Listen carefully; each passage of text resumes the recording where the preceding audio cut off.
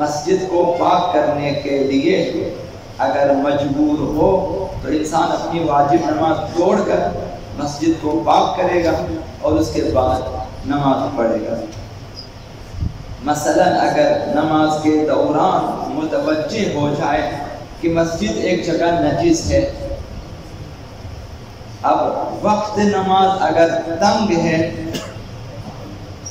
وقت نماز تنگ ہے تو پہلے نماز کو تمام کرنا چاہیے، پھر مسجد کو پاک کرنا چاہیے۔ نماز مقدم ہے، نماز میں گنجائش نہیں ہے، اگر مسجد پاک کرتے رہیں تو نماز قضا ہو سکتی ہے۔ اس صورت میں پہلے نماز کو مکمل کریں، پھر واجب ہے کہ انسان مسجد کو پاک کرے۔ اگر نماز کے وقت میں گنجائش ہو، وقت وسیع ہے، بعد میں نماز پڑھ سکتا ہے، تو اس صورت میں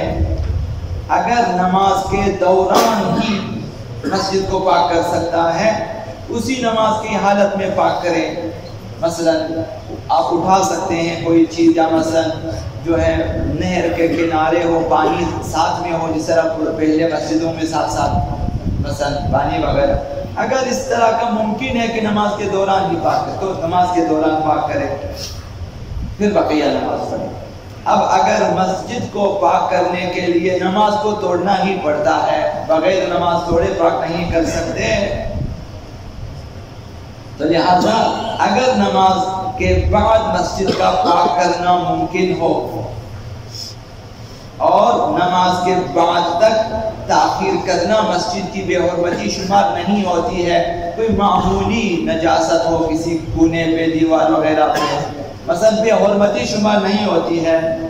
تو اس صورت میں پہلے نماز کو پاک تمام کرنا چاہیے، نماز نہیں توڑ سکتے۔ نماز پڑھنے کے بعد دوبارہ جو ہے جا کر مسجد کو پاک کریں۔ لیکن اگر مسجد کی بے حرمتی ہوتی ہے، کوئی ایسی نجاست مسجد میں مثلا آئی ہے کہ انسان سمجھتا ہے کہ مسجد کی بے حرمتی ہو رہی ہے، جب تک میں نماز تمام کروں مسجد کی بے حرمتی ہوتی ہے، تو اس صورت میں یہاں جائز ہے کہ انسان نماز توڑے، بلکہ واجب ہے کہ نماز کو توڑ کر پہلے مسجد کو پاک کریں تاکہ یہ بے حرمتی ختم ہو جائے۔ اس کے بعد چونکہ وقت وسیع ہے نماز پڑھ سکتا ہے، تو لہذا جہاں مسجد کی بے حرمتی ہو رہی ہو اور نماز کے وقت میں گنجائش ہو تو وہاں انسان کو توڑنا چاہیے، پہلے مسجد کو پاک کرنا چاہیے۔ اگر بے حرمتی نہیں ہو رہی ہے تو انسان اسی نماز کو مکمل کرے اور اس کے بعد مسجد کو پاک کرے۔ تو لہذا مسجد کی بے حرمتی ہو رہی ہو اور نماز ختم ہونے تک بے حرمتی ہوتی ہو تو نماز توڑ سکتا ہے، پھر وسیع وقت میں بعد میں نماز پڑھ سکتا ہے۔ مسجد کا احترام واجب ہے۔ مسجد روئے زمین پر اللہ کا گھر ہے اور افضل ترین جگہ۔ مسجد اسلامی مرکز ہے، محل عبادت ہے، محل ہدایت ہے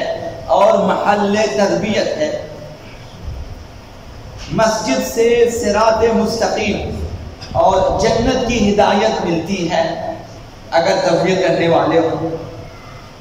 دین اسلام میں مسجد کا ایک خاص مقام ہے اور ایک خاص احترام۔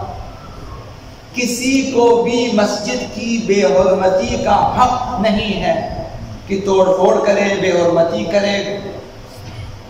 کچرے ڈالے مسجد میں، مثلا نجاست یا بے حرمتی جس معنی میں بھی ہو، اجازت نہیں ہے بے حرمتی۔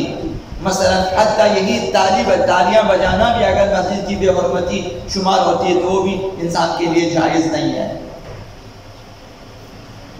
تو مسجد کا اپنا احترام ہے، اس کا احترام ہر انسان پر واجب ہے، لازم ہے اللہ کی طرف سے۔ آقا امام جعفر صادق علیہ السلام ان سے سوال ہوا کہ مسجد کی تعظیم، مسجد کا احترام کس لیے؟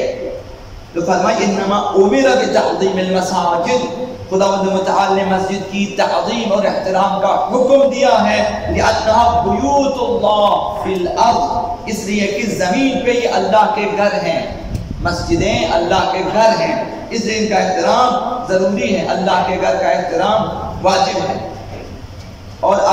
جعفر الصادق علیہ السلام سے روایت ہے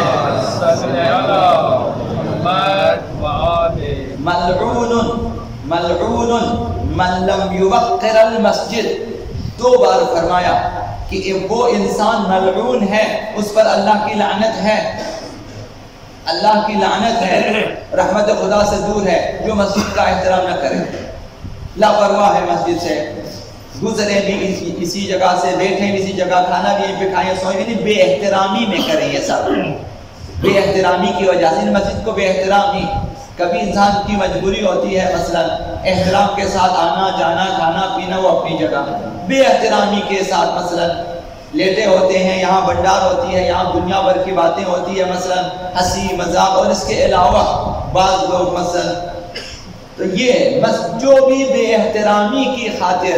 ایسے امور انجام دے، مسجد کا احترام ملحوظ نظر نہ رکھے، تو فرمایا کہ ملعون ہے، رحمت الہی سے وہ شخص دور ہے۔ احترام مسجد واجب ہے۔ اب امیر المؤمنین علی ابن ابی طالب علیہ السلام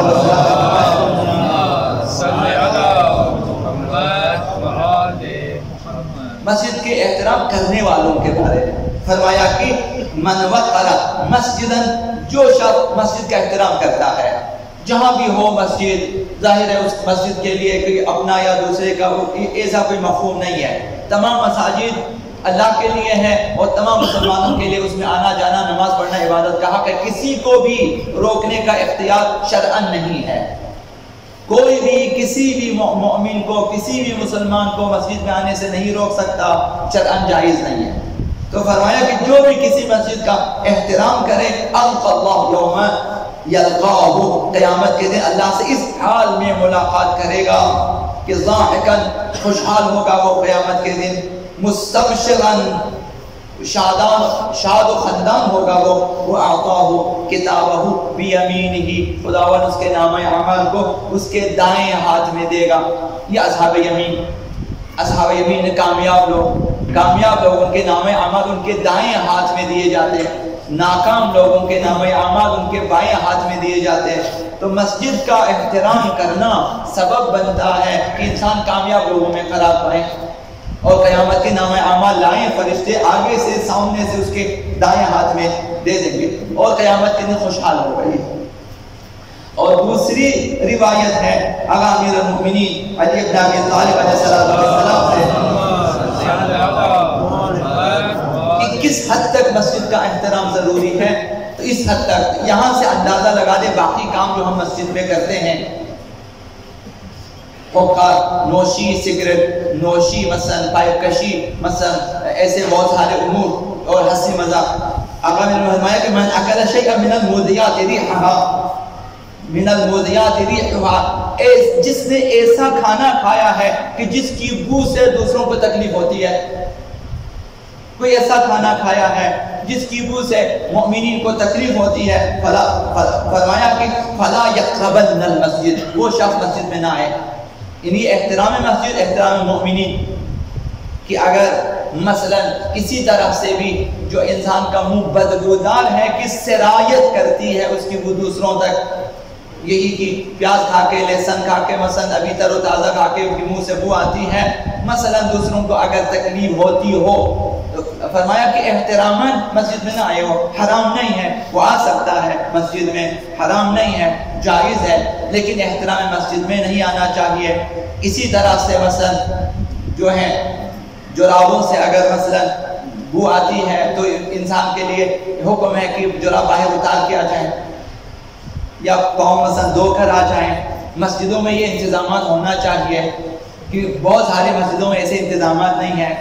پاؤں دھونے کے انتظامات، مثلا پھر چل کر آنے کے انتظامات، بس یہ ہونا چاہیے تاکہ مسجد کا زیادہ سے زیادہ احترام ہو اور مومنین کے لیے جو ہے اذیت و آزار کا باعث نہ ہو۔ تو لہذا کسی بھی طرح سے مسجد کا احترام ملحوظ نظر ہونا چاہیے، کوئی بھی ایسا کام نہ کیا جائے جس سے مسجد کے احترام کو دھچکا لگے۔